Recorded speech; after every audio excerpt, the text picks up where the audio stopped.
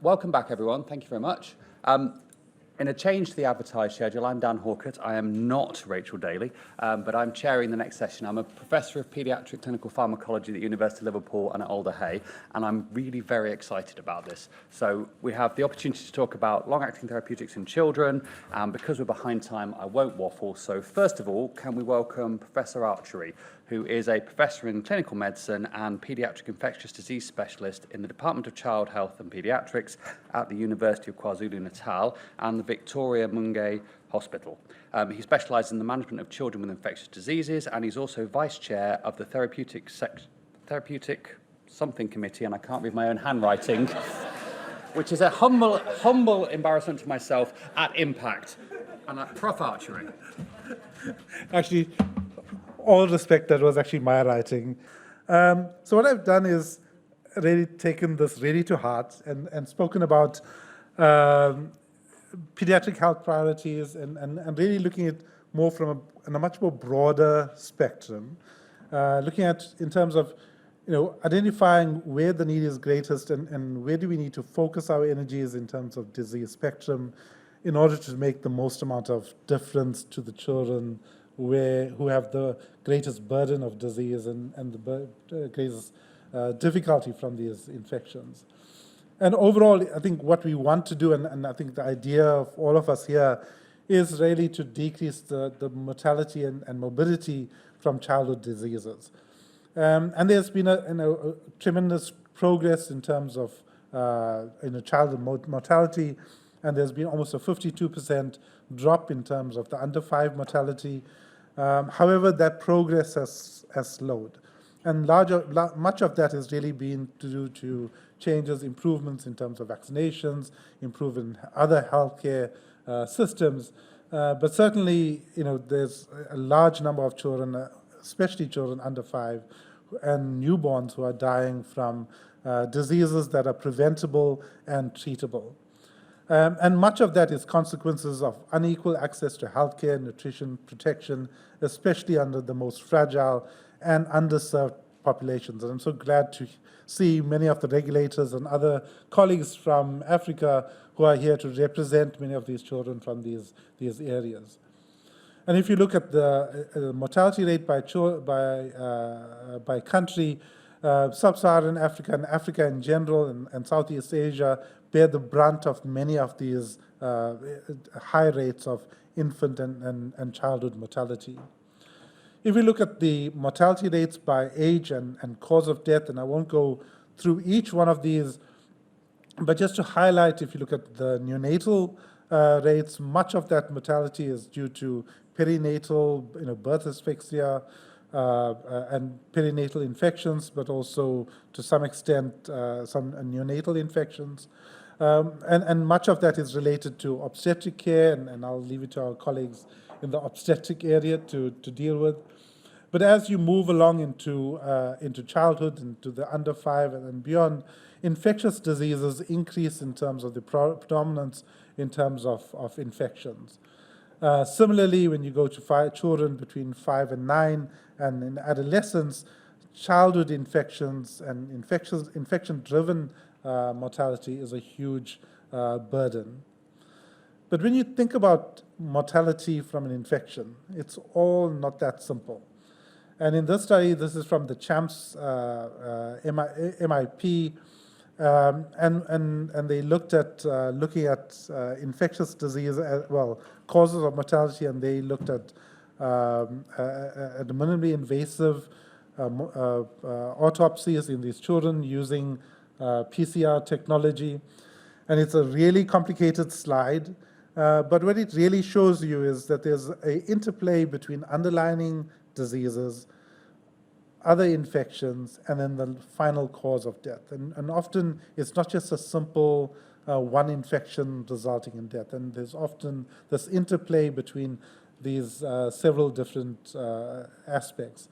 And 6 of the most common causes of death as underlying causes included malnutrition, HIV, malaria, congenital birth defects, lower respiratory tract infections, and diarrheal diseases. And the 2 dominant immediate causes of death were sepsis and lower respiratory tract infections. And when we look at the pathogens, and unfortunately, because majority of these postmortems were performed in hospital, there's a slight in-hospital mortality bias that you can see that both HIV and malaria come up highly in terms of the diseases that are underlining the cause of death. If you look at the global burden of communicable diseases, for children and adolescents, they account for about 57% of the total communicable disease burden of all ages. So they have a disproportionate amount of communicable diseases overall. And that children under 5 have the majority of these communicable diseases. And the majority of these included enteric infections, lower respiratory tract infections, and malaria, which account for about 60% of the communicable disease burden, with TB and HIV accounting for a large proportion of the remaining disease burden.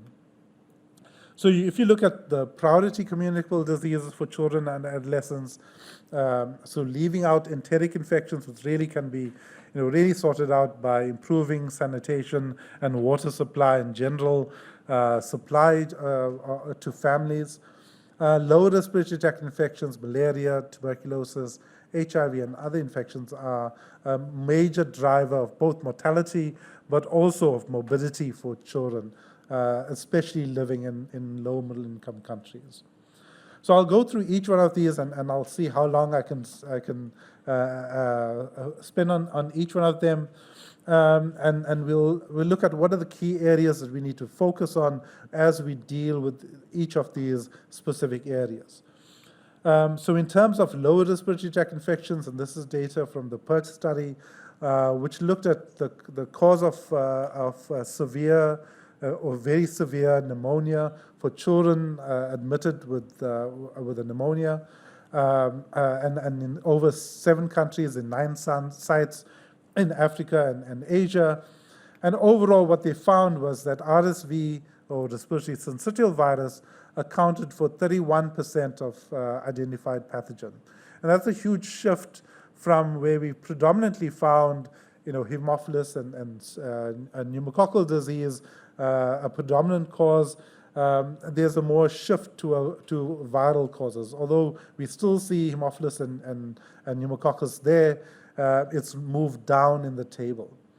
And certainly, I think we do have strategies now in terms of preventing pneumococcal disease. So we have both maternal vaccinations and long-acting monoclonal antibodies that can very effectively prevent RSV disease in children. And the current formulation, the nirsevimab, can be given once in 6 months and give us protection for up to 6 months for a newborn given this formulation. All of them have a high efficacy, both maternal vaccination and long-acting broadly neutralizing antibodies as part of its rollout. And so it's been very widely rolled out in the US, in Europe, in the UK. However, there's been a very slow trickle down to low middle income countries, and that's largely driven to the cost issue that comes with these formulations.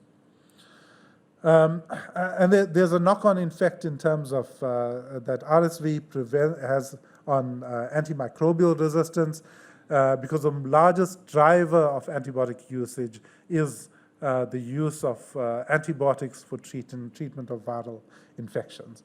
And if we can decrease the number of antibiotic prescriptions for these infections, we have a knock-on impact in terms of reducing antimicrobial resistance. So in this study, prevention of RSV infection can reduce antimicrobial prescribing in infants by around 13% over the first 3 months of life, and decreasing around 2.1% of all prescriptions per year, a huge number. With that, the WHO SAGE recommended that all countries should introduce passive immunization for prevention of severe RSV of infants. However, that decision in terms of its where it's going to be implemented and how it's going to be implemented is really left up to the countries. And certainly, again, as we heard, we've experienced from the COVID pandemic, is most low-income countries have been left out of the rollout of these formulations. So where do we, as a community of practice, sit with this? I think one is we do need to look at, are there alternative formulations? And I know colleagues in the room have been working on formulations that can be produced in low-income countries outside of big pharma that can make them more accessible to countries, especially where we have decreased funding for immunization programs in these countries.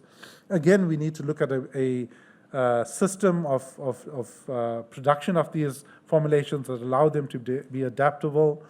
One of the issues with RSV and the worry is in terms of viral escape mutants that may arise with widespread use of these formulations, and that we may need to adapt the formulation to overcome any viral escapes that may occur.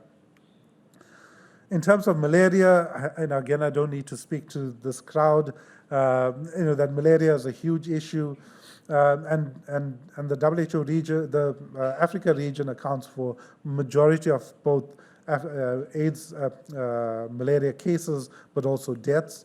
And children under 5 have a disproportionate number of mortality associated with malaria.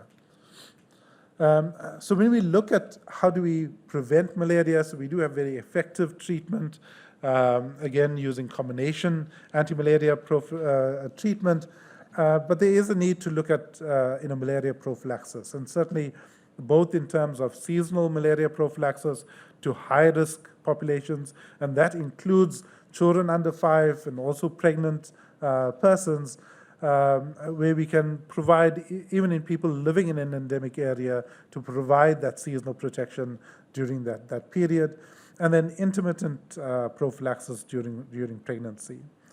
So currently there is a formulation that's available. So we have oral formulations. However, there's issues with adherence vulnerability. So there's a derivative of ativocone that's approved as part of, and ativocone is approved as part of a treatment as a prophylaxis regimen, and has been tested as part of an injection form to provide up to 3 months of protection as a single intramuscular use. And certainly I think it provides an avenue for providing long-acting injectable formulations for preventing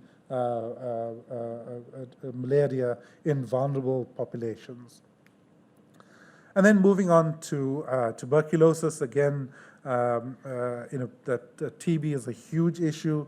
Although children account for a small proportion of the overall number of infections, children account for a large number of the deaths associated with it. In addition to that, very few children, with only 50% of children going undiagnosed, untreated, or unreported. And this is an example from South Africa in terms of incidence, and this looks at case per 100,000, that young children, especially under 5, have a disproportionate rate of TB disease. And much of that is linked to HIV.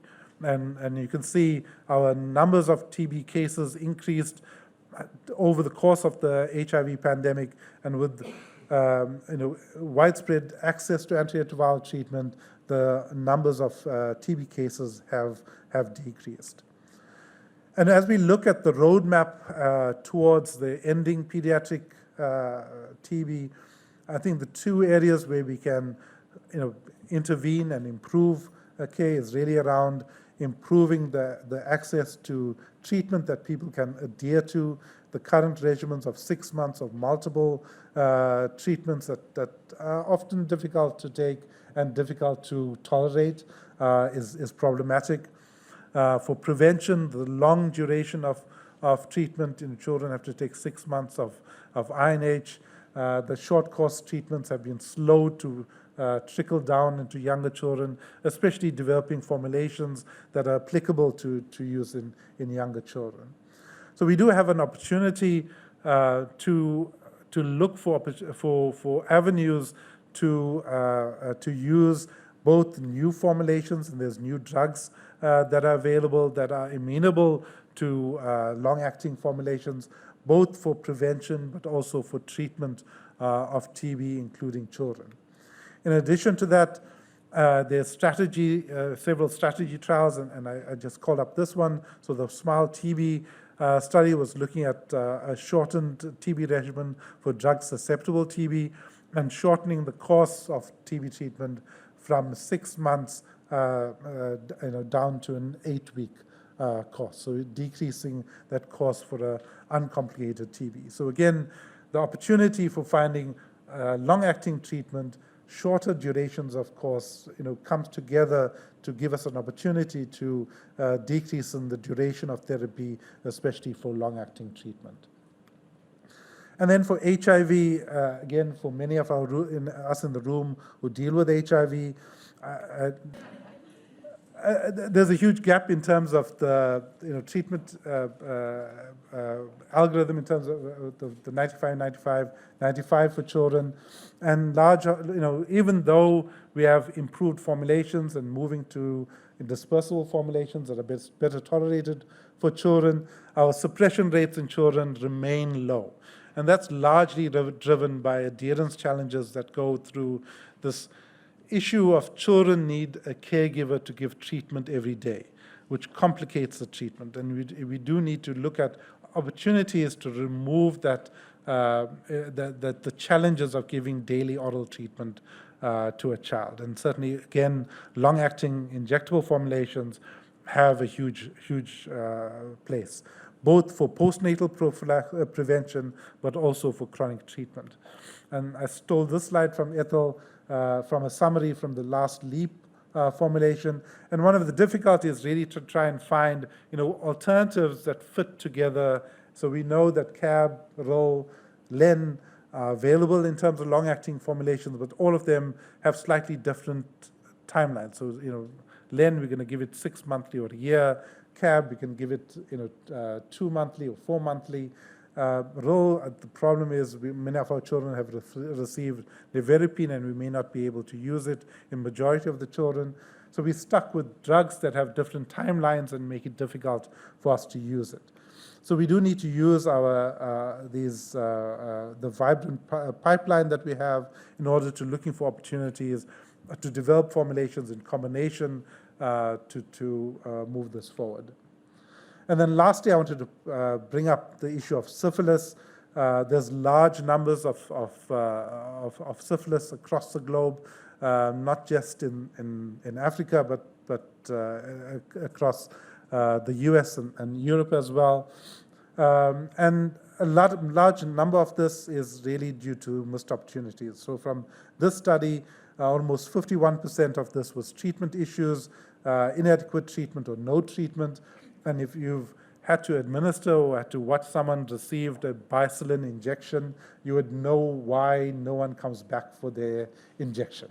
It's the most painful thing, and we recommend giving it with lidocaine, to prevent the pain from it. And that's resulted in increased incidence in congenital syphilis. There's about 106% increase in cases in the US. And I'm almost out of my time, and just to say, I think it's complicated. Treatment by stage of disease, there's different regimens for different stages of the disease, and you really don't know which stage and which treatment you need to give. Similarly, if you're treating congenital syphilis, there's different types of congenital syphilis, unlikely, less likely, probable, proven, which complicates the issue and different treatment across that. And we really need to look at a regimen that works across, that treats both neurosyphilis and the early stages of syphilis, which allows for one treatment across different stages, which allows us to simplify treatment and make it much easier. So I think finally, just to say, infectious diseases remain a major cause of mortality and morbidity in children globally. The major causes include lower respiratory tract infections, malaria, tuberculosis, and HIV. And long-acting formulations for both prevention and treatment of these infections can significantly improve global health and the outcome for children globally. So thank you.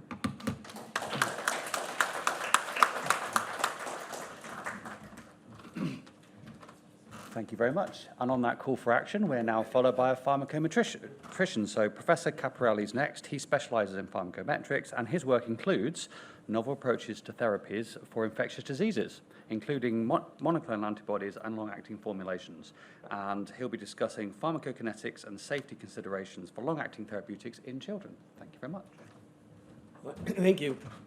Actually, I'll just end with conclusions and acknowledgments. Mo, you did such a great job going through my slides already. And so which is the button I have to avoid here? The other on that side. Yeah, just go. That side. Okay. So I'm going to get a little more specific here because and I'd like to thank actually the organizers for inviting me here. I have no financial disclosures to provide. But I've been very involved on the ground with Mo in looking at cabotegravir and rilpivirine, as well as the prior trial in adolescents, the MOCA trial or the 2017 trial. So I thought it'd be nice to get some practical output so you kind of see some of these theoretical things moving forward. But when one looks at long-acting agents, there are unique pharmacology considerations to consider. And some of these, they've been mentioned before. There are developmental changes in metabolism, but there also, as I was talking to Dr. Bees, we don't know what's going on with absorption. We know that there are developmental changes, and we just don't have great models for that at this point. So there's a lot of opportunity to learn here and then to move on out from that. Characterizing a long washout after injections is not an easy thing to do, even in adults. So, think about this in kids and when you have the kids changing over time.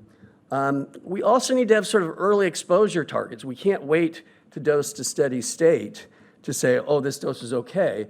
6 months down the road, it's kind of goes back to the old days of, you're worried about resistance or you go on oncology. If you miss the target, you've really hurt the patient. So you have to kind of figure out in advance what we need to, how we need to consider adequate early levels. And so other factors, including drug-drug interactions with antibodies, which I'm not going to go into detail on, but I think they have a unique role in certain areas and have some advantages in certain areas. But you can have target-mediated drug disposition. You can have, antibody to the antibodies, again, altering metabolism. But we really need to be thinking about things mechanistically, and I think some of the modeling that's being done, not only in pediatrics, but also in pregnancy, is going to help us learn across as a set of platform that we can utilize across different areas. And then, we do need to keep in mind that each of these drugs are different, and they'll have different considerations. Even though we might have something that works great for one drug, and we think it's going to work great for another, there's going to be issues that we're going to encounter, and we just need to not, we have to be aware of how ignorant we are in a lot of things and make sure that we don't over-extrapolate. So, what is, just taking a step back, what is a standard PK study?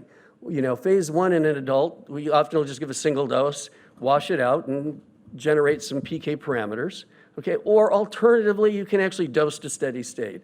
And if you get a dose over a dose interval at steady state, you get the PK parameters you want. You can get clearance and volume, all those things in half-life. You can't do that in pediatrics with these long-acting agents. You can't do a single dose washout. You can't do a dose to steady state. And so modeling is key to interpretation of the non-steady state levels, which have allowed us to kind of move forward with the studies of cabotegravir rilpivirine in adolescents and in kids. And in those studies, we're actually looking at early troughs and then, based on modeling, projecting what steady state would be and making certain that the early troughs are hitting some targets that we're interested in, i.e. we aren't underdosing them, but that we aren't going to then accumulate to excessive concentrations.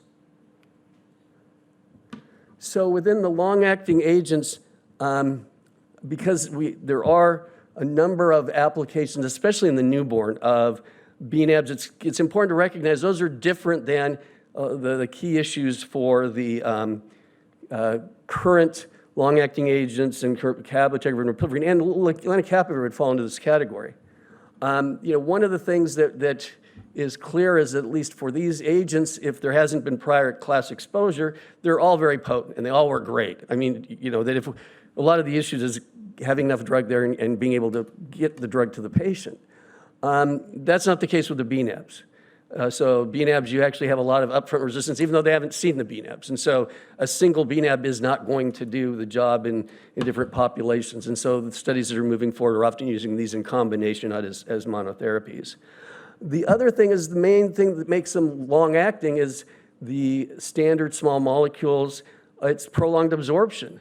It's all about how long it gets absorbed. It's as was presented nicely, and I know it's going to be presented afterwards, I think, that you can even have implantable ones that last for years, as we do with contraception.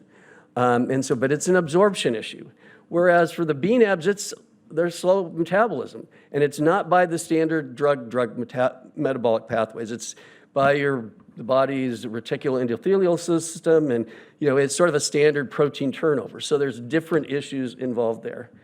And then within that, I think it was also mentioned earlier, is because you've got such slow absorption, you have what's called flip-flop kinetics. And so again, when you look at the terminal slope, it's telling you something about the rate of absorption. It's not telling you about elimination or metabolism. Whereas for BNAbs, it's truly elimination. And so the things with age and other drugs are a much bigger concern for the long-acting agents. You have drug-drug interactions based on CYP interactions with cabotegravir and rilpivirine, not so much with the BNAbs. And so from that standpoint, they have minimal impact on PK other than maybe some absorption issues. So, when we talk about the absorption, I'm going to focus in on cabotegravir and rilpivirine. On the left, there's a profile, and I'm not going to even try the pointer here, that shows the amount of drug to be absorbed. So the blue line is cabotegravir, the red line is rilpivirine. And rilpivirine is interesting, and there's almost like a two-component element to that depot, that there's a rapid absorption and then a longer, slower absorption. But you can see that the half-life of absorption, say for cabotegravir, is about 5 weeks, okay? And for rilpivirine, there's a fast one. The slower absorption has a half-life of absorption of 15 weeks. And if you think about dosing to steady state and steady state conditions, 3.3 half-lives is 90% of the way there. 5 half-lives is 97% of the way there. You multiply 3.3 or 5 by any of those numbers, and you're 6 months out plus. So it takes a long time to get to steady state. The other curve there on the bottom just shows lenacapavir, and this was the one published animal model. It had a human, but it also had some animal data in there. And it's not the formulation that's being used, but you can see that the half-life of absorption is even longer. And there's a big difference between the human, which is the curve on the bottom, and some of the animal model on top, which goes to this issue of you would think they would be very similar, but they're not. And some of it's probably due to size, but it has to do with some other issues. So again, and it also has to do with how the formulation is constructed. So, again, all of these little elements are going to be more important for one drug versus another, and we just have to keep those in mind. So there have been numerous PK studies of cabotegravir and rilpivirine following IM injection, and the groups at J&J and ViiV have done population PK models in over 1,000 patients with several thousand plasma samples.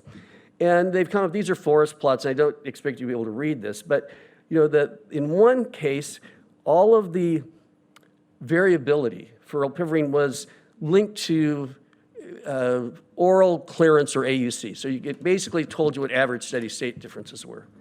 The cabotegravir population PK model, the only covariate they even looked at was rate of absorption. So it tells you, and that's an important feature because that's the terminal slope, but rate of absorption, if you want to think of it this way, doesn't tell you what steady state's going to be.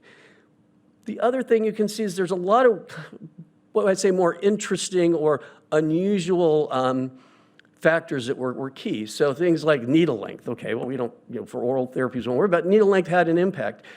Also, the phase of the study for rilpivirine had a big impact, phase 1 versus phase 2. And then, the others, some of them are common, based on small molecules that are given orally, but they're unique. And this just kind of highlights some of the key ones. That BMI was important for both, and weight was important for both. And it makes some sense, although again, this is in adults, so it's not a broad, the pediatric weight range. But BMI, it led to, low BMI led to higher AUC, translating that the higher the BMI, or maybe obese patients, had lower AUCs. And similarly with CAB, it wasn't AUC, but it was the rate of absorption, slower absorption. And there's some other factors listed there, but even when we're taking the BMI, okay, the average BMI in these studies is 25 in an adult. Okay, how do you translate that to a 15 kilo, or a BMI of 15 in a 7-year-old? A normal BMI in one is going to make it look absorption be much different. Now, the body composition, especially in young adults, may not be that different, but how do you even move forward with, okay, BMI is a big factor, but did you normalize the Z-scores? I mean, no one's really kind of thought through that. And, on the case of cabotegravir, we're just talking about rates of absorption. Really, extent of absorption is also important because we want to know what steady state levels are, not just the rate. So I'm going to focus most of the rest of my talk on the two studies that I mentioned earlier, the cabotegravir rilpivirine studies. The one in adolescents is MOCA, or Impact 2017, and this is actually being led by Aditya Gar and Carolyn, Carolyn Moore. And so they both it uses the adult dose down to 35 kilos. So, if you think of an average adult being 70 kilos, up to the youngest, smallest kids are giving double the adult dose, somewhere in there. But, we have many safe alternatives. I think people have talked about, really there still is a big need here. And so, for a simplified regimen, especially in adolescents, and we had a study trying to look at non-adherent adolescents, which would be really interesting, but that hasn't moved forward at this point. But this is clearly an attractive alternative, and as people have summarized before, these are two potent agents that have this promise. So this is a general overall design. It came in two cohorts. Cohort 1, we added one of the agents on top of their standard of care. Whatever they were taking, there were some exclusions, but basically you either were given rilpivirine on top of what you were taking, and then the other one you got cabotegravir on top of what you were taking. And we enrolled 25, 30 subjects for each drug, did some analysis to see if the dose in adults was appropriate for kids. Now, you're giving a bigger dose, so you might have more rapid absorption, you might have changes in troughs and that sort of thing. So we're mainly interested in the lower, maintaining a minimum concentration several-fold above the protein-adjusted IC90s. We weren't so interested in, we had a pretty big upper range of what we'd accept because we'd let that to be driven by side effects. One of the things when you give these long-acting agents, you actually have much lower peaks than you do when you give it orally. So, there was some rationale that, yeah, your chronic average level might be different, but you're not going to have really high levels relative to oral. And then, besides getting their drugs for 4 weeks, after we had the cohort 1, a cohort 2 is enrolled where they switched from their background therapy with both cabotegravir and rilpivirine, and we also went to a Q8-week dosing, which was based on modeling. So we had all the 4-week data. We projected what sorts of troughs would we get if we went to Q8 weeks based on the adult and the cohort 1 PK. So this just shows the PK results of those two cohorts. The two top figures show the predicted concentrations based on adult PK data, and overlaid on top of that on the left is cabotegravir, and on the right is rilpivirine. And the individual plasma concentrations are kind of thrown on top of it, along with the median level there. So you can see that we were, we actually were in the target as expected after the first couple of doses. And again, this is when we go with the Q8-week dosing. There is 4 weeks between the first 2 doses, so you get a dose, you get basically a loading dose, and then you get a second dose at 4 weeks, and then from then on it's Q8 weeks. And so there's the individual profiles. If you look at the median levels in the bottom of those two, and this now is taking it out to 24 weeks. We've actually gone out beyond that and have curves that go beyond that, that show similar things. That the black line shows the median values in the population, the MoCA population. The blue line is the adult values from the FLAIR Atlas studies. And the red line is the PA 95. So we also bound that by what the confidence intervals were. But you can see that the cabotegravir is at least as high as the adult. And rilpivirine, while it starts a little bit lower, it actually is near adult values by 24 weeks. Now, injection site reactions are an important consideration, and clearly the safety element is key in these studies. And this just is a figure of the injection site reactions, and most people get them, and they're more frequent after the first injection than later injections.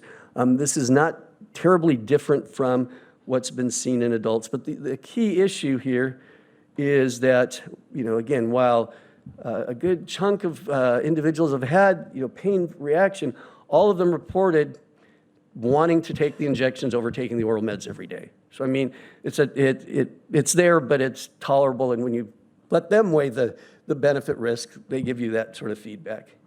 And the other thing is that within this is within a study, spacing out at the appropriate intervals was not a problem. Now, the real world could be quite different, but we were always almost on target with Q8-week dosing and Q4-week dosing within a tight interval of those, so we never had people that were kind of lost with big gaps in follow-up. Now, one other thing that is seen occasionally, or rarely, and it's seen in adults as well, is in addition to the painful reaction, there can be a reaction that patients have that's sort of an anaphylaxis type. Very short-acting, minutes to hours, usually doesn't need therapy, but chest tightness, you can even get a rash. There's also some CNS effects. And so one of the things that we have done within the protocols is when that occurs, besides the observation and provide oxygen, and it's minimal intervention, is that we try and get a drug concentration afterwards. So that we always get troughs, but we normally don't get sort of peaks or late or shortly after injections, because usually it takes a long time to absorb. And what you can see here is situations where rilpivirine and cabotegravir, this is 4 of the 8 that have had these reactions within the first 96 weeks, that they have some elevated concentrations. I mean, like more than 10-fold above expected. So and some of the sites have basically indicated that they think the administration, there was an issue with it. And from these numbers, they really look like a portion of the dose, got into the intravascular space. And so again, just here's something to keep in mind in how one rolls this out and how one does this, is that this doesn't happen commonly, and we've given over 1,000 injections, so it's less than 1%, but one has to be prepared, and we don't know if the frequency is going to be different in younger kids. And I know that we've seen a couple in 2036 as well, but not problematic, but just as long as one's ready for it. So moving on to Mo's study. This one is different. We didn't throw this on top of standard of care. We didn't have a cohort 1, cohort 2 where 1 started and then we did more conservatively and went forward. This one started with, basically switching therapy. And it's on a Q4-week regimen. And there is a a structure within cohort 2 after cohort 1 is really documenting that we're getting the right targets and the right weight bands, but that we allow direct to inject where they won't have the oral lead-in. And so different from 2017, we're giving the adult dose. This is easy. We just give the adult dose, we're just not too low, and as long as we don't have really, really high levels, we're okay. But we aren't going to give the adult dose down to 10 kilos, which is the lowest weight here. So we actually have weight band dosing, and we have reduced dosing such that in the youngest kids, we give half the injection dose that we do in adults.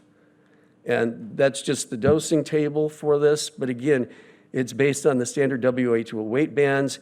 And this is with Q4-week dosing. Now, in the interim analysis with this, we found that we hit the targets for the larger weight band 1, 2, and 3. And for weight bands 1 and 2, we've gone to, actually in 3, we've gone to Q8-week dosing, allowing that. But we're making certain we have enough patients in all the right categories, because one of the interesting things about these studies, there has been incredible enthusiasm. I mean, we've had problems with enrolling too quickly for both of these studies. And so that, we've had ones where if we're doing an interim analysis, we have to find out what time they enrolled, not just the date. We had, 3 patients enroll on the same date, which were the first date. Well, you really had to get down to the time. It was that much enthusiasm. Go here. There we go.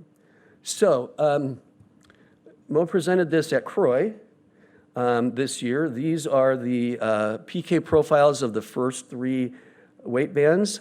And you can see that the black dots actually represent the patients that were the ones that we made our dosing criteria based on. So we had a first date, that's what we're going to do dosing. But we had so much extra data, meaning that patients enrolled by the time you have to wait 12 weeks to see the levels. So you just keep on enrolling. You don't know who's going to all make it. And then you stop once you actually have the results and can say, yes, we do have 8. And you can see there's no problem not with just the 8, we had over 20. And the other thing is those bands, the bands that are listed below, and you can't see the one in cab very well, that's the target range for the median, okay? Not just, we didn't require all the concentration to be in those target ranges. And this is, again, this week 12 is the trough after 2 doses, so it's before the 3rd dose. And so from that standpoint, not only was the median well within that target, but we didn't even see samples below the target. I mean, any individual subject did not have levels below that for either drug. So how do these look versus adults? Well, there's some data in adults that's been combined across the FLAIR and ATLAS studies. And this is a scatter plot that shows the rilpivirine concentrations on the y-axis and the cabotegravir concentration on the x-axis. And the bold lines are the medians in adults. And then you can see the dashed lines, those are the interquartile range, so the 25th and 75th percentile. One of the things that they did see is that if you go in the lower concentrations, and this is after the first dose. So this is actually looking at this early time point, not the week 12, but this is before the 2nd dose. In other words, do you put people at risk for failure if we don't get the levels up quickly enough? And so what they did see is that there was an association in a multivariate analysis that low cabotegravir levels at that first trough were indicative of a higher probability of failure along with CLADE and BMI. Rilpivirine, there was a trend, but it didn't quite reach significance. So we are in the overall general range, but this is, again, something that, as weight band 2 is the first one that we reduced the dose. Weight band 1 had the full adult dose. You can see that, the levels are lower. They're still in the same adult range, but it's something that we're evaluating. And in fact, when we constructed the Q8-week dosing, we actually went with a higher dose than initially we had thought we would need prior to the study. So again, utilizing the data, utilizing some modeling so that we could go to Q8 and feel comfortable that not only are we hitting our steady state target or projecting it, but we aren't having an inordinate number of low levels. So the only thing I want to say about lenacapavir, which probably hasn't been touched on here before, is that you can just see the profile there of absorption is really prolonged. It's 12 weeks is when you get your peak. And that means you need to give an oral dose, which means you have to have oral PK, which means you have an oral formulation for kids. So it's not going to be quite as easy as one might think of just saying, okay, it's a great drug. And it is a great drug, don't get me wrong, but getting this into kids is going to be an extra step. And doing the oral PK of this agent is not going to be easy because even that's got a long half-life. So again, how are we going to do this is an issue, and how are we going to ensure that if we expose kids to this, that we aren't, that we're getting what we need early enough. And then, obviously the safety element will come through with that as well. And so just in summary, in looking at the clinical pharmacology of these long-acting agents, I know I focused on HIV, and that's just because where I live. That's what I see. Some malaria, but mainly HIV. Standard PK designs don't work. So we have to be more creative, which means we have to have models, and we have to really leverage data that we have in moving forward. These things exhibit flip-flop kinetics, and we have to recognize that and understand what the implications of that. If you see a change in the terminal slope in adults, all that really means is a change in the rate of absorption. That may not change the dose at all. It may change the dose interval, but it's not necessarily you need a different milligram per kilo dose. And then physiologic characteristics of the population, the administration techniques, and can impact the extent and rate of absorption. And unfortunately, we aren't designing studies in adults that really distinguish between rate and extent of absorption. It's not easy to do, but it's not something that that's been focused. The focus is, getting the drugs approved, getting some information, what are the troughs, but if we could understand better rate and extent of absorption for these, it'd make it a lot easier moving on to other populations.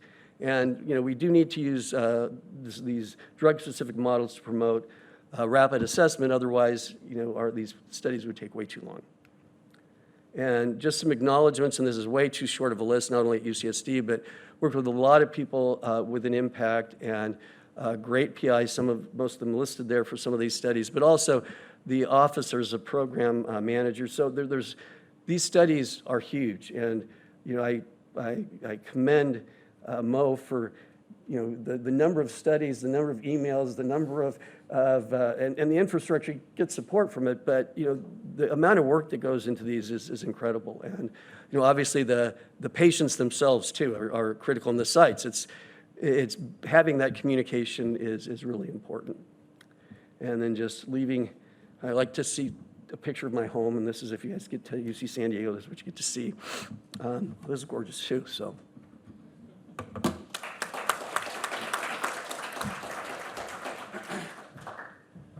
Fantastic, thank you very much. We're saving questions to the end, so now we've got Dr. Venkatasubramanian up, who's going to talk about the technologies. He's a pharmacologist here at the University of Liverpool. He works on long-acting therapeutics, regulatory horizon scanning, and global drug access, and his talk today is on long-acting therapeutic technologies and innovations, potential applications to pediatric health priorities. Thank you very much. Thank you for the introduction, and it's very interesting to see everyone, and I'm super excited to see people from different parts of the world joining us together in the University of Liverpool in the Spine building. And today I'll be talking a few informations on the long-acting therapeutic technologies and its potential implications in the health priorities. So these are the topics I'll be covering. I have a few considerations that are needed for the development of an LA, and also the potential long-acting therapeutics that is already been available on our oral long-acting therapeutics that has been under study. And I'll be ending the session with talking about the TPP, means therapeutic product profiling, that has been recommended by WHO. Right, so as my colleagues have already spoken a lot about long-acting innovations and technologies, I'll be summing up as the long-acting technology has two types. That is the injectable and non-injectable. And when you talk about injectable, again, it's carrier-based and non-carrier-based, as Dr. Adeniyi Olagunju has already been given the information on. So I'll be more focusing on the carrier-based and the non-carrier-based injection and a transdermal patch that is quite interesting to study on. So before we move on to the technologies by itself, I would like to concentrate on the formulation considerations that needs to be taken into when you talk about pediatric formulation. The volume of the injection per se needs to be small, and the dosage needs to be precise, because everyone knows in this building that pediatrics, you cannot give a large dose and expect them to digest that. It's quite difficult for them to metabolize them, and main factor is the BSA to the body weight ratio, which is less, compared to an adult, which is also plays a very important factor. And the excipient load, one of my colleagues already explained some information on the excipients. I think the excipient load and this toxicity is one of the factors I'll be discussing in the upcoming slides, but I think it's going to create a big impact when it comes to the load that we're going to put into the long-acting technologies. Because when we add a lot of polymers into it, it's quite difficult for them to metabolize. Obviously, they don't have the exact adult physiology. So excipient load that I mentioned, and I've listed few age group and also the desired site and the volume for a subcutaneous and intramuscular injection, and special considerations given for each of these age groups, starting from the infants, neonates to the adolescents. Yeah, this is the important slide I want to talk about, is that as you can see, pediatric is a special population. It has their own set of age group, starting from premature to an adolescent. They have a different physiology. Each group has a developing physiology, which is developing from years to days. So if we give a generalized dosage to each of this, it's not going to be possible for them to metabolize on the same rate. So the rate at which the absorption, distribution, and the metabolism is going to happen is going to be different for each of this population. And yeah, I've taken few considerations in all these metabolic changes. First is GIPH. It definitely alters the rate and extent of bioavailability of all these pediatric population. So one needs to consider it when you're having an oral long-acting technology. And the protein levels and the fat, muscles, everything is not fully developed because of the fact that they are still babies, and they have high level of body water, and which is also plays a biggest factor in upcoming information that I'll be discussing about, because body water plays an important factor in its absorption. So skin, when you give intramuscular injection or a subcutaneous injection, skin plays a major role. And here you can see the skin has a dry epidermis on the top, and it's not well developed. The physiology is still developing. You have a thin dermis, you have fewer melanocytes. So what we learn from this? So they have very less muscle flow, and also they have more water in it. So my consideration as a pharmacologist, I believe aqueous-based long-acting technology like microspheres would cause less injection pain in these populations because of their high water content, and also in situ forming gel. Like Adeniyi Olagunju has mentioned, it is also a suitable form along with liposomes, and we have to consider the excipients, as I mentioned. Non-irritant solvents is one of the important factors one needs to consider when formulating a long-acting technology or a drug delivery system, because these irritant solvents causes it causes a lot of changes in the physiology of the skin. It can never be happen. So I think solvents are one of the major factors one needs to consider, and I'll be explaining it here. So GRAS. FDA has given a list that everyone knows here, I suppose, GRAS list, where the excipients have been listed out, and have picked few of these excipients which would possibly cause pediatric toxicity, such as the propylene glycol. It's one of the notorious excipients. It causes myotoxicity, neurotoxicity, and also the metabolism of propylene glycol is very less because of pediatric population have very less alcohol dehydrogenase. And also they have other co-solvents such as benzoic acid-based co-solvent systems. Also has toxicity towards these pediatric population. I think that's something we need to consider, because benzyl alcohol and the propylene glycol are one of the major excipients that we use in all the long-acting formulations. And yeah, I've listed few of the polymers that are toxic, that are possibly toxic to the pediatric population, and as Edmund has mentioned, rilpivirine and cabotegravir combination has PEG in it, and also the paloxamer 383. So these have potential issues with the pediatric population, plus we have very less information on them. Some of them have very less pediatric safety data. So considering them for the long-acting technologies for pediatric is something, it's quite, it's not the best option, I suppose. Yeah, I picked out quite a few technologies here. These are the platform technologies, which means they can be expanded to different broad spectrum of antibiotics, given to anti-infectives and also biologics as well. So I've chosen these technologies based on the features that you can see on the right side or probably left side. So some of them have these easy administration and also low initial burst with low PK tailing. So we'll be discussing about each of these technologies in elaboration. And yeah, my first and foremost technology is the microarray patch. This is quite interesting, and I think this is very suitable for pediatric population because of the fact that we are not injecting, which means there is no injection site pain, or there is no injection site adverse events. So that's something all pharmacologists and metricians should consider, considering the fact that it's anyone can apply, and you don't need a lot of HCPs to do that. And it is available in 3 forms. That is the dissolving, coated, and hydrogel. So hydrogel is the one which is applied as transdermal, and remaining 2 are applied as intradermal formulations. And these are the features of such technologies. And all these features are same, perhaps for all the technologies. I mean, I tried to standardize by providing the target population in the range of indications that can be given, for example, TB, HIV, and cancer. So I've tried to normalize it here. I like to give some information on its mechanism of action. For example, how this microarray patch works. So this is a combination of a polymer along with the API. So the needles that you can see on the right side, once it is applied to the skin, it dissolves and it forms hydrogel, or it dissolves as a layer, and it releases the API slowly, causing a sustained release for a monthly or also weekly.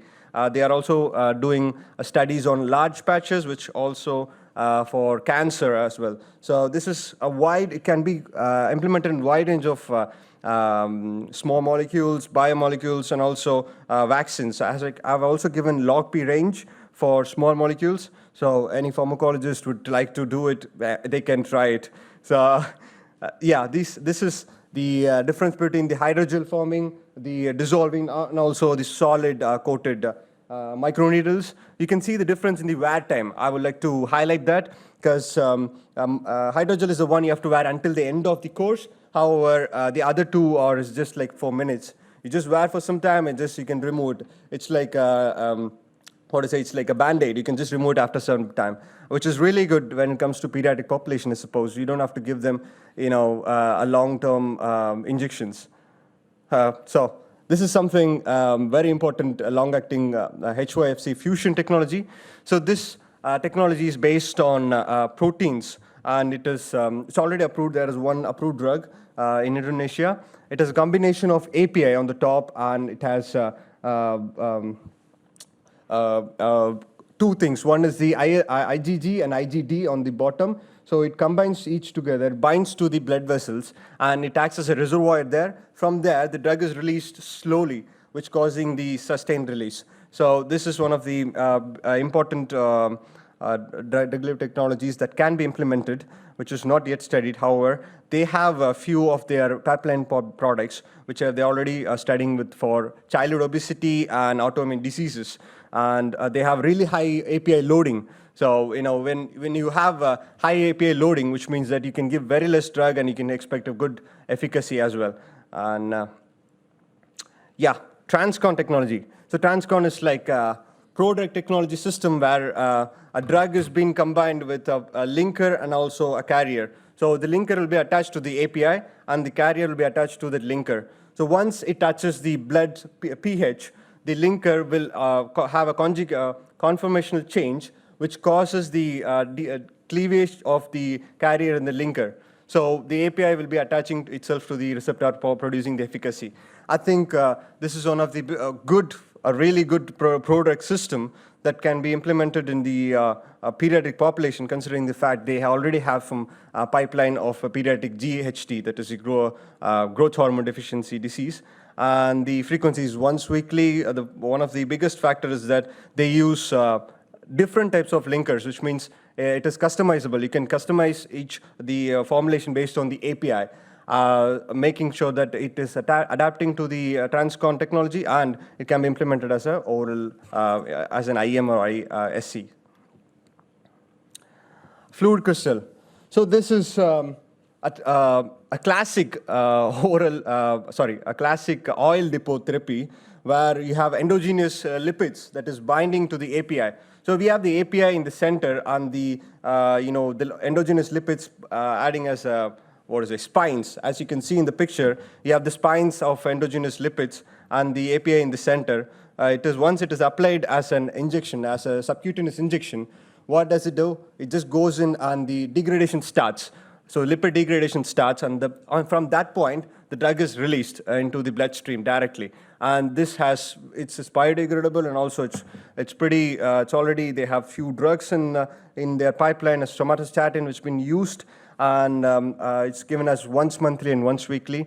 One of the good things is that they have multiple indications in their pipeline, and it's quite astonishing to see a classical oral depot therapy to be used in the pediatric population without causing any excipient overload or excipient issues. Yep. So this is a combination of two technologies, that is a nanocrystal and Medisorb technology. And so this has been widely used for, already used for paliperidone palmitate. And I believe that this has a potential to be implemented in the pediatric population. The reason is why it's already established. And this is not only based on the drug delivery system, this is also based on the manufacturing process itself. So you can see a nanomilling process that has been mentioned here. So here the microspheres goes into a nanomilling process that, due to that, the particle size reduces to 60 to 100 nanometers, micrometers, so which is really good. So this can be, when it is applied as an injection, it has high efficiency, and also you can see the mechanism, how it works. So it has excipients as PLGA and PEG. It's a polymer-based, obviously. We have so many polymer-based long-acting technologies now, because of that, we have so many polymers, but we have to consider the fact that whether it has been, we have a toxicity or not. So, yes. Another immunotherapy, that is the long-acting technology of laparoscovy. Laparoscovy is one which has been used for, mostly proteins, small molecules as well. So they have three components. One is the glycosylated fragment, and the linker, which is a polymer again, and we have an API. So this is connected so this goes into the bloodstream, and there it attaches to the blood vessels. From there it releases to produce sustained release.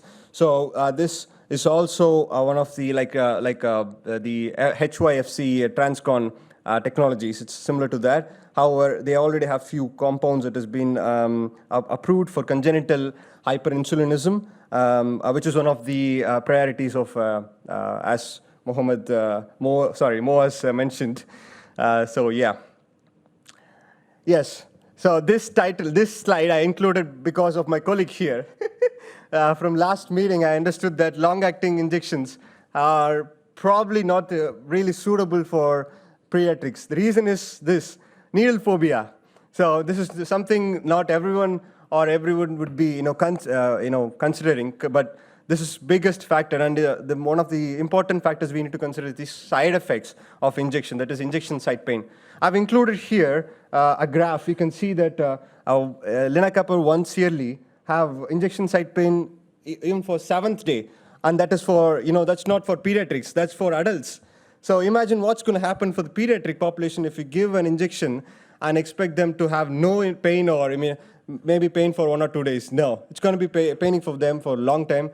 And what is the quality of life that you expect them to have? So, needles and the needle phobias are something we need to consider, and make sure that we have an alternative and different types of long-acting technologies to be implemented in the, for the pediatric population.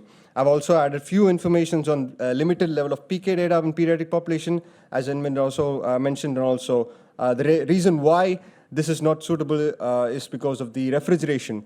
So when you talk about LMIC countries and the implementation of all these LAIs, we need to consider the fact that we are expecting all the LMIC country people to provide refrigeration and facilities, and also to the fact that it needs to be covered by insurance, and so many factors to be considered. So this is why we have to find alternatives for our long-acting injectables. And that's why I came for this one. It's called LIGS, and it's an oral long-acting technology which lasts for a year, weekly and monthly, and it's not for a long time, so which is really good. So it's given as oral therapy. So it has a 5-arm, and each half arm has the drug in it. It has a polymer, and mostly it's a polycaprone lactone, and this is mixed with the drug itself. And once it has been given as a capsule, the capsule dissolves, and this steroid type structure sticks to the body, stomach, and it releases the drug slowly. So, and one of the positive things is that it has wide range of drug implementation. Risperidone, rosuvastatin, CAB can be easily given as a long-acting without the ability to need to be given as an injection. And but we have one issue. The capsule size is 23 millimeter. It doesn't sound big, but if you see the scaling, it's one of the second largest capsule. So that's something, as a formulators have to consider when it comes to pediatrics, because it's a big capsule. So that's if you give it to a toddler or an adolescent, they'll be like, wow, you're giving me a really big brick, innit? And yeah, I've included some information on TPP. It's the target product profiling. So this is about a list of characteristics that is recommended by WHO. Moving on from the long-acting technologies that we have listed, I think this list is very important. You can see two things here. One is the oral drug, where they have listed few informations which is not quite relevant to the injection types. For example, weight-based dosing and the acceptability and palatability is not possible with the injection and SC. But I've also included the target profiling for HIV MAB, where you can see precise requirements that has been recommended by WHO. Apart from all these recommendations, I have added few recommendations from my knowledge as a pharmacologist that a size of particle also is very important, along with the administration site, administration requirements, along with the delivery device characteristics. I've given few recommendation characteristics along with a minimal target product standardization. I think moving forward, if we have future development of LAIs, I think this is very important to be considered, and it can be standardized as well. Right.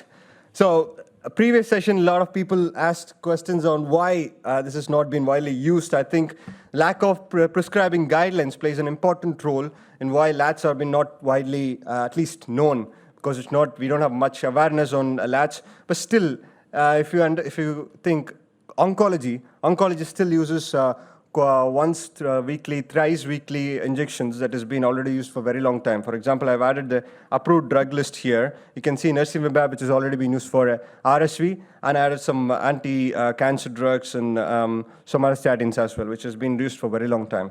So if someone says, okay, long-actings are very new, no, that's not the case. It's been there for a very long time, and you have to say that we need to make sure that this awareness has been there everywhere. And the reason why we don't have people from LMIC countries or manufacturers not providing pediatric LAT is that low profit. It's low profit. It's a scaling. They have scaling challenges. We have manufacturing complexities, and precise dosing is one of the biggest important problems we have. We cannot give generalized dosing. We have to give BSA-based dosing or BMI-based dosing, and giving them generalized 500 mg paracetamol isn't going to help them. Right? So that is something we have to consider, and also there is a lack of fast-track approval system from regulatory bodies around the world. So yeah, and I've listed few global health priorities here, among which cancer, the childhood cancer and RSV has already approved drugs, and other diseases still have pipeline, but they don't have approved drugs. And yeah. I conclude by saying that pediatrics, we have to consider the fact that we have to give drugs which are easily administered. like transdermal, intradermal patches, and also that is easily administered by even a parent rather than asking them to come to once weekly to the hospital and expect them to have injection site pain. So that's something we, all the people here we have to consider. And also, I've added a few information on FDA's platform technology designation program that has been added since last year. This is an interesting program which is providing technology program. It's like a recognition for them, and this is pushing all the long-acting technologies forward, I suppose. And I thank you everyone for listening to me, and it's a long presentation, and I hope everyone is not tired. Thank you very much. Thank you, Adeniyi and Rachel, for providing this opportunity. Fantastic. So I hope you can remember your questions for all the speakers. So last thing before lunch, if I understand it rightly, is questions. So have we got any questions, students? Excellent, because I was going to abuse my position, but you've beaten me to it.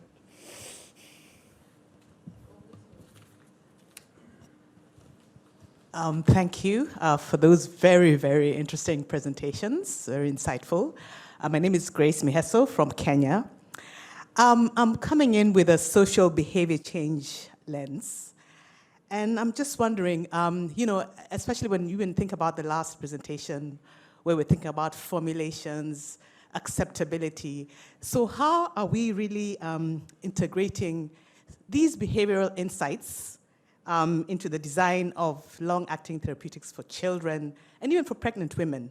We have to think about not just the community norms and beliefs, and seeing what my neighbor did when her child was sick and all that, but even the health worker, and I think you also alluded to that, because if the health worker doesn't believe, doesn't trust, doesn't have the skills, then that is a gap that could be one that could tip whether they'll be taken up regularly or not. So I don't know who would take that best, but I think it would apply to all. Thank you.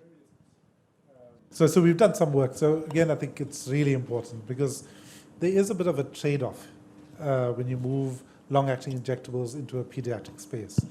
Certainly, I think when you're looking at an adult is making a decision to move from a daily oral treatment to a, no matter how you cut it, a painful injection or whatever else you give, which is a trade-off in terms of that the child will feel the pain, but the benefit is largely for the caregiver, because the caregiver is feeling the benefit of not having to give the treatment every day.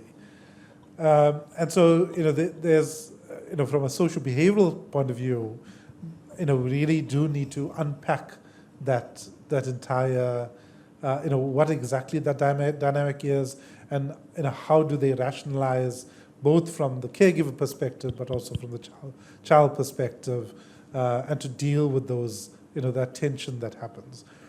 So within, Crayon, the study that we run, there's quite a strong social behavioral,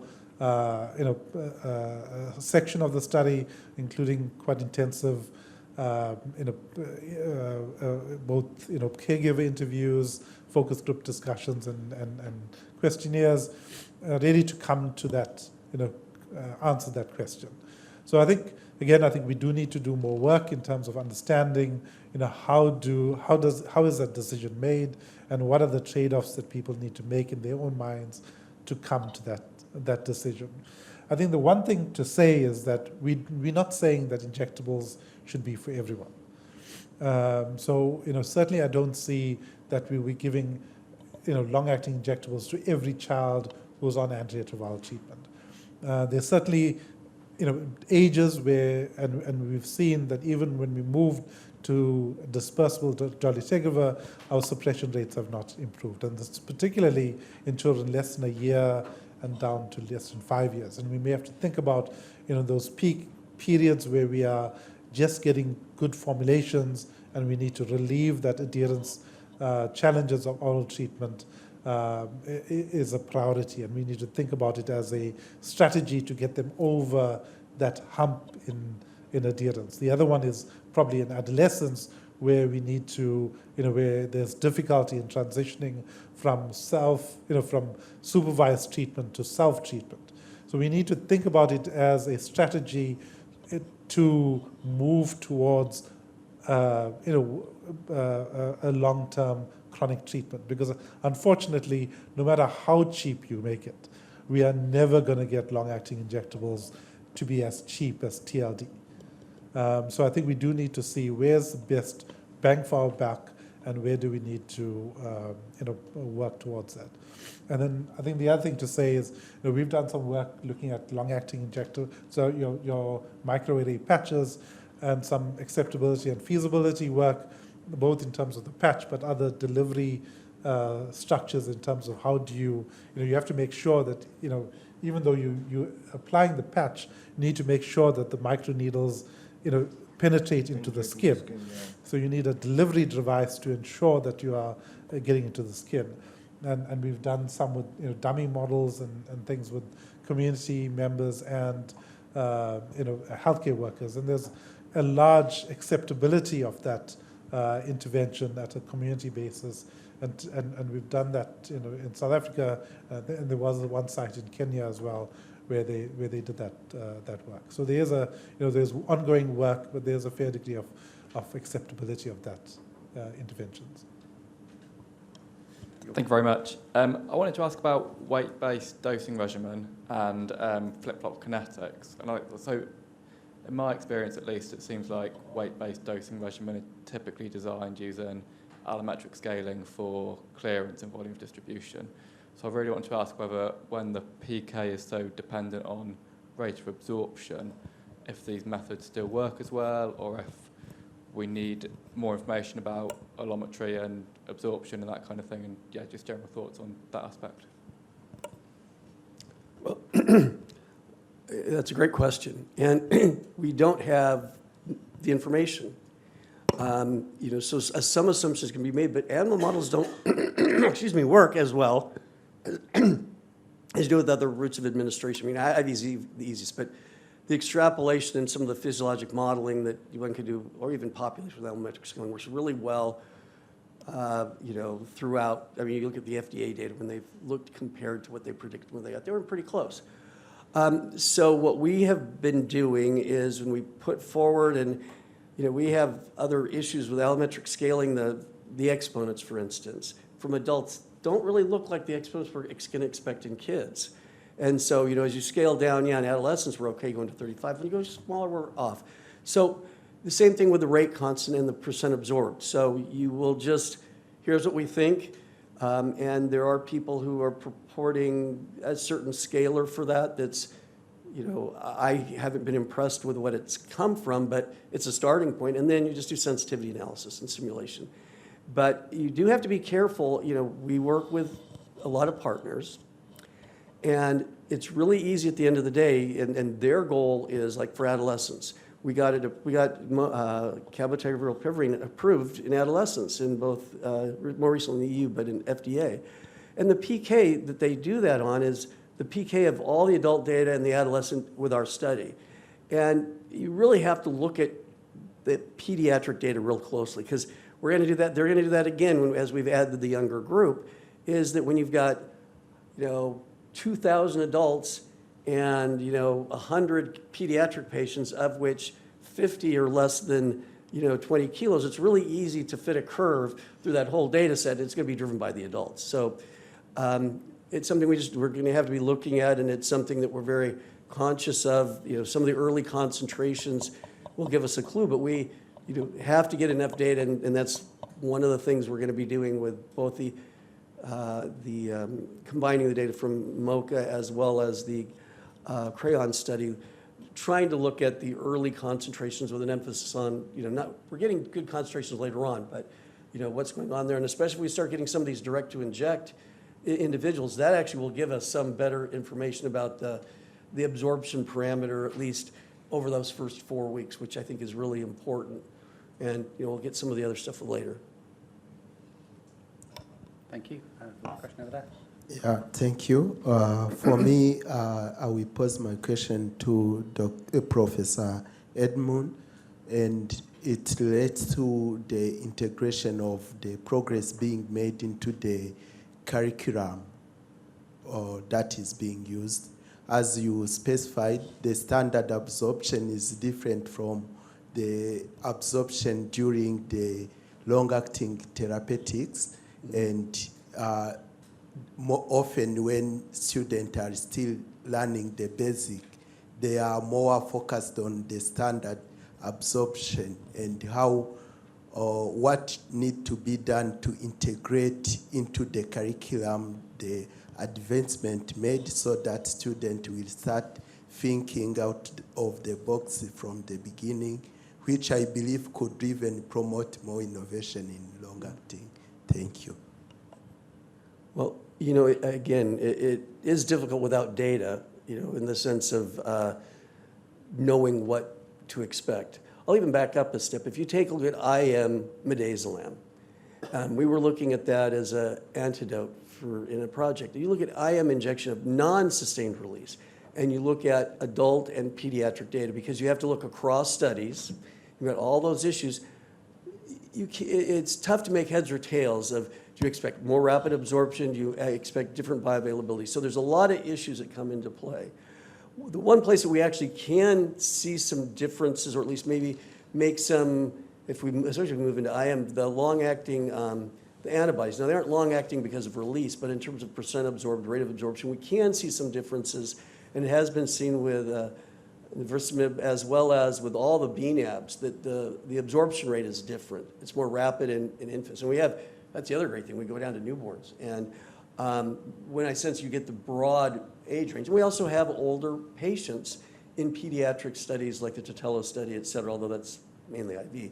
But we're starting to actually explore some of the IM antibody studies and some of these perinatal transmission studies. So we'll at least get a handle on that.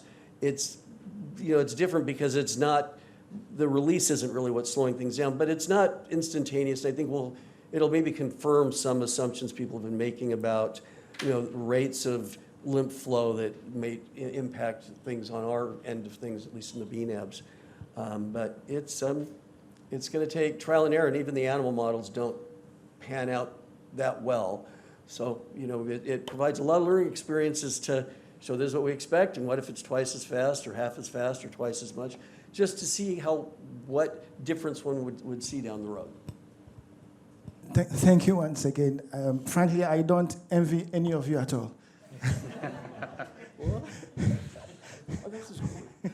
You've got a job for a long time. No, I'm just. No, there's lots to do. It's important stuff to do. That's the. Yeah, I don't envy you on the basis of the quagmire that you find yourself in. That for pediatrics, you are torn between patient compliance in terms of the pain and delivery. Exactly. Now, this is my question. I know we definitely the move and the switch is to preferably go for the transdermal patch, but this is a challenge. So for transdermal patch, you definitely agree with me that you have issues about the formulation itself, the skin, and then the delivery system. Now, with all these three have various impacts on pediatrics when you are giving such a formulation. And then the challenge of the lag time, of course, for pregnant women, the challenge was after you give the dose, what happens after the pregnancy? But for kids, the challenge is that after you give the patch, there's a lag phase for the delivery to be done, to still have effect. So on the issue about relying on E11 for extrapolation of data in adults, how do you navigate this for transdermal? Because definitely the skin sensitivity of a child vis-a-vis the absorption and the lag phase will be different from that of an adult. That's why I don't envy you at all. Thank you. Yeah, definitely. I think the skin physiology, as you mentioned, for pediatrics is quite different from the adults. However, the absorption rate is going to be, there is very less information on that actually. We have very less information on the pediatric skin physiology connecting to the formulation by itself. Maybe Edmund could provide more information on that, but I think we have, to my knowledge, we have very less STAFI information. But that's something we have to take in consideration as well. But as I understand a lot of the formulations, and you've got the broader perspective, Yeah. it's not the absorption out of the patch, it's the microneedles go into the skin, so it's, and you can control the formulation within those needles. And it's Yeah, really the it's based on the absorption out of polymer you the- choose. You can Right, control exactly. the rate of rate at which it is dissolved. So yeah. So then it becomes more like the standard problem we have with kids and absorption for IM or sub-Q of, depot-based products. So I think, you will learn, we will learn from the patch technology some issues that we didn't expect, and hopefully on the injectables that we're using that are non-patch, some of the same physiology will have impact as well that we can use. So one thing is just to add to that. I think we do have an example of a patch successfully introduced for pediatric use, and that is the vaccine, and that's been rolled out in that was trialed in Gambia, and that provided adequate delivery of antigen for children. So there is a kind of a demonstration of a product that that shows that you can deliver adequate amount of drug or antigen or whatever you want to give to a child using microarray patch. I think there's several steps, as we go through that is really around understanding, how do we penetrate the skin, and then once we penetrate the skin, how do we deliver that drug in a controlled manner over time. And so again, it's not an easy task, but certainly it's a task that's not without some products that have gone through that already. I would like to add one point. So as you mentioned, the physiology is quite different. So that's why, let's say we have PLGA, which is a water-soluble polymer. We use that different types of polymers that suits the pediatric population. For example, if you use these PLGA, since we have more water content, it would cause less pain or it would cause less injection site issue. So I think the choice of polymer also matters when it comes to microarray patch. And we have 3 different types of route as well. We have the hydrogel forming and also the intradermal and as well as the transdermal thing. So yeah. And maybe just to add to that, I think one thing is you have to make sure we also listen to the community. Yeah. So when we did the the acceptability, feasibility work with the patches, they did not want to keep the patch on. Oh yeah. So if you're trying to develop they did not want a. So they're like intradermal patches. Yeah. Yeah. So having a patch there for an entire month really they felt was stigmatizing, and would be something that would not allow them to go through that. So I think certainly working towards a patch that you could put in, keep for 10 minutes in the privacy of your home, and then remove it and prevent that. So I think we shouldn't develop products that no one's going to use. Yeah. We need to listen to our community as we develop these products. Okay, I believe we have time for one more question before lunch. So, there we are. Lucky winner. Maybe more like a comment. I really love the point made by Ed regarding the burst release that was observed. You observed side effects and then took samples, quantified drug concentration, and I think that's a really good practice for us to understand where there might be burst release associated with some formulations, because unless we adequately characterize it, we would have no idea. Is it something having to do with the formulation? Is it something having to do with the injection practice? And then once we do that, then we'll be able to put the right interventions in place on how to minimize it occurring. And then hopefully once we adequately understand it, there will be no need to monitor it repeatedly.